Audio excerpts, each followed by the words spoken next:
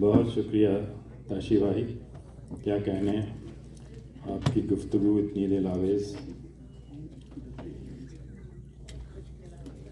अब गुजारिश है,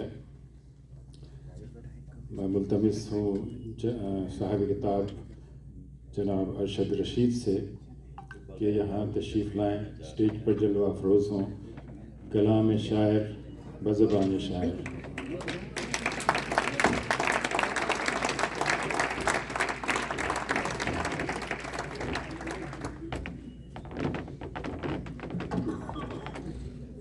सलाम आदाब ख़वातीन व हज़रात, बहुत बहुत शुक्रिया, बहुत मेहरबानी। मैं हरगिज़ इस काबिल नहीं हूँ।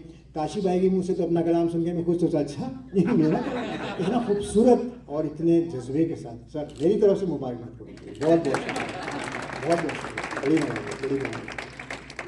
अब हमारे पास वक्त चूँकि थोड़ा कम है, लिहाजा मैं प्रोग्राम को ज़्यादा लंबा नहीं करना चाहूँगा। सबसे पहले तो मैं आप तमाम अहबाब का शुक्रगुजार हूँ, आप लोग यहाँ तशरीफ़ लाए, हमारी शाम को खूबसूरत बनाया, और ये आप लोगों का एहसान है ज़ाती तौर पर मुझ पर, ताशी भाई भी कह चुके हैं उन पर भी, मगर इसके साथ साथ मैं उन लोगों का भी शुक्रगुजार हूँ जिन्होंने, मेरे दोस्त जो ख़ास तौर पे, और मेरे रिश्तेदार जो इस प्रोग्राम के लिए और एक और मेरी निजी तकरीब के लिए दूर दराज से यहाँ आए, डैलस से, न्यू जर्सी से, न्यूयॉर्क से, और एक तो सिंगापुर से। बहुत शुक्रिया, बहुत शुक्रिया, बहुत शुक्रिया। ये किताब के बारे में मैं क्या बात करूँ, इतनी शायरी तो आपने सुन ली, और मुझे खुद लगा कि यार जिस तरह आप पढ़ रहे थे सर, शायरी सुनने का मज़ा उसी में है, वो पढ़ी ऐसी जानी चाहिए, वही सीखा है हमने आपसे। किताब मुझसे अक्सर लोग पूछते हैं कि कब से शायरी करते हैं और क्यों लिखी और कब से लिखी, कितने, तो अब एक छोटे सा मुख्तसर सा इसके बारे में मैं बात कर देता हूँ। शायर तो जैसे कि हर शायर करता है, वो बचपन से ही शायरी करता था, हमारा भी यही हाल है कि बचपन से ही करते थे, लेकिन ताशी भाई के मिलने के बाद से, मैं 2008 में आपसे मिला था, और उस प्रोग्राम का जिक्र था, उसमें बाज़ लोगों की उर्दू सही नहीं थी, तो मैंने आपसे कहा कि सर बहुत अच्छा प्रोग्राम है, लेकिन ये कुछ उर्दू में, तो कहने लगे कि अगर आप कुछ एतराज़ है कोई, तो आप हमारी टीम का हिस्सा बन जाइए और काम कीजिए। ताशी भाई ने मुझे सिखाया कि be the change you want to see, और मैंने ये आपसे सीखा। अच्छा, मैं ताशी भाई के बारे में बहुत कुछ कहना चाहता था, लेकिन अब मैं ऐसी पोजीशन में हूँ कि अगर मैं कुछ कहूँ तो मन तुरा हाजी बिगोयम तू मेरा मुल्ला बिगो, यानी you scratch my back and I scratch yours, वो मैं नहीं करना चाहता, वरना मैं बहुत कुछ बोल सकता हूँ। ताशी भाई बहुत वज़ादार इंसान है, मैंने इनसे बहुत कुछ सीखा, और शायरी में भी शुरू में मैं आपको बताता चलूँ कि शायरी जो है, इंसान के अंदर वदीयत होती है, लेकिन हर शायर मौजू दवा नहीं होता। मौजू दवा होने का मतलब ये है कि आप जब कोई शेर कहते हैं तो वज़न होता है। वज़न क्या है इस तफसील में हम नहीं जाते। कुछ लोग अल्लाह की तरफ से, ये मैं ऐसा नहीं था, ताशी भाई ज़रूर थे, हमेशा से थे। अच्छा, ताशी भाई को खुद भी नहीं पता कि मौजूनियत क्या होती है, बस ये उनके अंदर है, वो कहते हैं कान ट्यून है। मैं आपको छोटी सी बात बताऊँ, एक दफ़ा मैंने ताशी भाई को एक मिसरा सुनाया, शेर नहीं सुनाया पूरा, अभी एक मिसरा सुनाया। इन्होंने कहा बेवज़न है। ये क्या बात हुई, बेवज़न तो शेर होता है, आपने तो शेर भी नहीं सुना और कह दिया कि बेवज़न है। अच्छा सच बताऊँ, मुझे बहुत बुरा लगा, अच्छा नहीं लगा। मैंने कहा ऐसे ही कह दिया उन्होंने। ज़माने गुजर गए, खुद मैंने इल्म हासिल किया, इल्म अरूज और इस तरह की। फिर एक दिन वो मिसरा मेरे सामने फिर आया, तब मैंने देखा ओहो, ताशी भाई का मकसद था कि बेबहर है, यानी बहर और वज़न आमतौर पर लोगों के लिए एक ही बात है, उसमें थोड़ा सा फ़र्क हो जाए। तो ताशी भाई कहना चाह रहे थे कि ये मिसरा बेबहर, और बात बिल्कुल सही थी। मैंने फिर इनको फ़ोन किया, और कई साल पुरानी बात है, तो मैंने इन्हें बताया कि आज, क्योंकि उस दिन मुझे बुरा लगा था ये बात, आज मैं आपको बताता हूँ कि अब मेरी नज़र में आपकी कदर कीमत और बढ़ गई। बगैर इल्म अरूज जाने ताशी भाई के कान इतने ट्यून है कि वो बता देते हैं कि मिसरा वज़न में है कि नहीं है, और इस मकाम तक कोशिश से मैं नहीं समझ सकता कि कोई पहुँचता है, ये वदीयत करदा होती है। हमारे अहमद शहवार साहब का भी यही हाल है। इनसे भी जब शुरू में मैं शायरी करता था, मुशायरे से पहले, तो या तो गेट के बाहर खड़े हो गए, यार अहमद जल्दी आओ, ये गज़ल देखो, यार ऐसा करो, इसको यूँ कर दो। अच्छा, ताशी भाई से पूछो, ताशी भाई, ये ताशी भाई नहीं बता सकते थे कि ये गलत क्यों है, मगर ये गलत है ये उनको पता है। वो कहेंगे ये गलत है। अच्छा क्यों गलत है, ये मसला उनका नहीं है, ये गलत है। फिर वो मुझे कहते हैं कि इसको यूँ कर लो। अच्छा, करने को तो कर दिया, मुशायरे की हद तक तो करना ही पड़ता है। तो अहमद ने मुझे समझाया था कि जब एक दिन आपको खुद समझ में आ जाएगी ये बात, तो तब आप फिक्र मत करें कि आपका शेर बदल गया, वो कहीं ना कहीं और फिट हो जाएगा। अहमद याद है जी? तो हकीकत है। तो अब मैंने फिर इस मैदान में काम किया, तो अल्लाह के करम से खैर मैं समझ गया हूँ। और उसी के बाद मैंने सोचा सबसे बड़ी किताब मेरी छपवाने की वजह मैं आपको बताऊँ, मैं समझता हूँ 3 बड़ी वजूहत हैं। सबसे पहले मेरी वालदा मोहतरमा, अम्मी जो है वो मुझसे हमेशा कहती थी बेटा इतनी अच्छी शायरी करता है, चमन आनम के बंदानम मुझे पता था।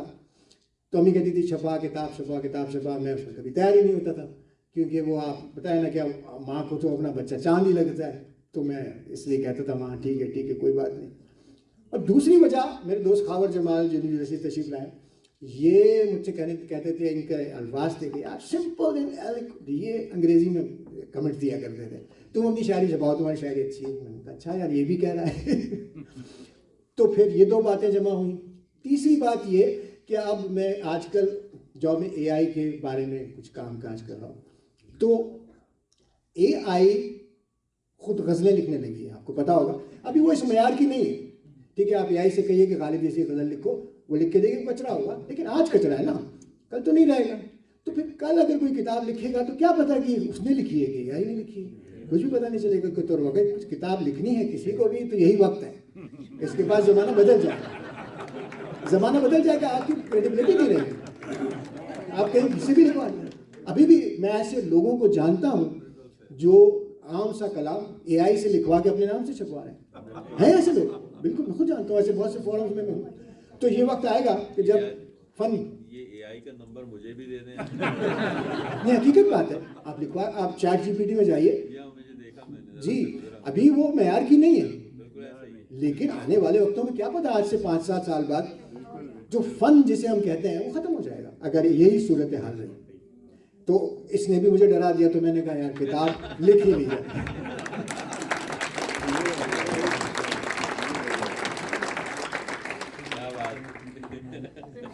और बस आखिर में मैं यही कहूँगा कि जो लोग ख़ास तौर पे मेरे तकरीब में शिरकत के लिए आए, मेरे बड़े भाई डॉक्टर शाहिद इंग्लिस्तान से तशरीफ लाए, इस काम के लिए भी मेरी फैमिली में हमेशा इन्होंने सपोर्ट की मुझे, और मैं इनको सुनाता भी था। बल्कि शुरू में जब मेरी नई शादी हुई थी तो मैं अपनी सारी गज़लें अपनी बेगम के लिए लिखता था, सच्ची बात है, वो आशिकाना शायरी थी मेरी, और इनको मैंने बैठ के सारी सुनाई थी, मुझे पता नहीं याद है कि नहीं, लेकिन इनको मैंने अपनी सारी शायरी सुनाई थी बेगम वाली। उसके बाद बेगम होने की शायरी आ गई, तो जो बेगम वो मैंने सबके सामने पेश कर दी। तो अब मैं अपना कलाम कुछ नहीं सुनाता क्योंकि वो बहुत हो गया। आप अहबाब का बहुत बहुत शुक्रिया, बड़ी मेहरबानी।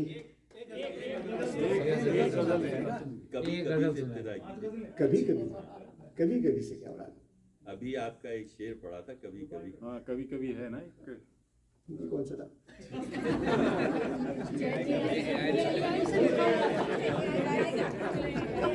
कभी लिखा होगा भाई, अभी ताजी भाई पता नहीं। 60 पेज 60 पेज 60 पे, अच्छा पेज 60 पे है भाई, गजल। मैं गौर से सुनता हूँ, किसी में कोई शक नहीं है। ये गज़ल है, लेकिन मैं सोचा था कि कोई गज़ल नहीं सुनाऊंगा, या ज़्यादा गज़ल के ऑडियंस नहीं है जिन खासतौर पे जिन्हें मैं घेर लाया हूँ। खैर आपके कहने पे ये सुना देता हूँ कि बनती है बेरुखी भी तमाशा कभी कभी, बनती है बेरुखी भी तमाशा कभी कभी, करता है यूं तो इश्क भी रुसवा कभी कभी, और खुशबू नज़र भी आती है बादे सबा के साथ। क्या अच्छा है, खुशबू नज़र भी आती है बादे सबा के साथ, आंखों से हट भी जाता है पर्दा कभी कभी।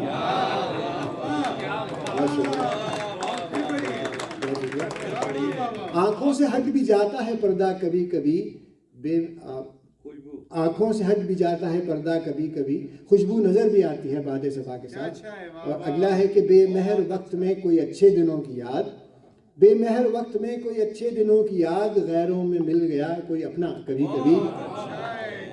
बहुत शुक्रिया कि अब तो वो शहर और ना गलियां रही हैं याद, अब तो वो शहर और ना गलियां रही हैं याद, बस उस हरी में नाज का कूचा कभी कभी,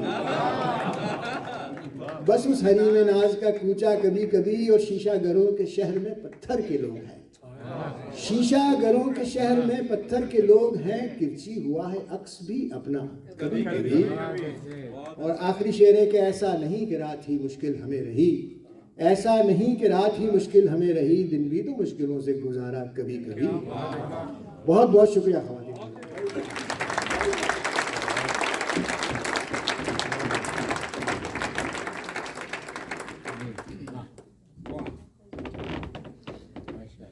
बहुत शुक्रिया अरशद रशीद।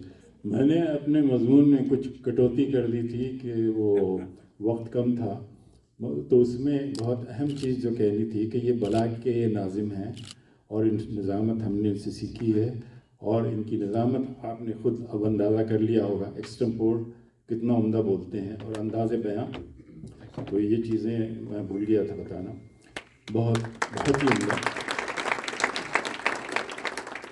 अब जनाब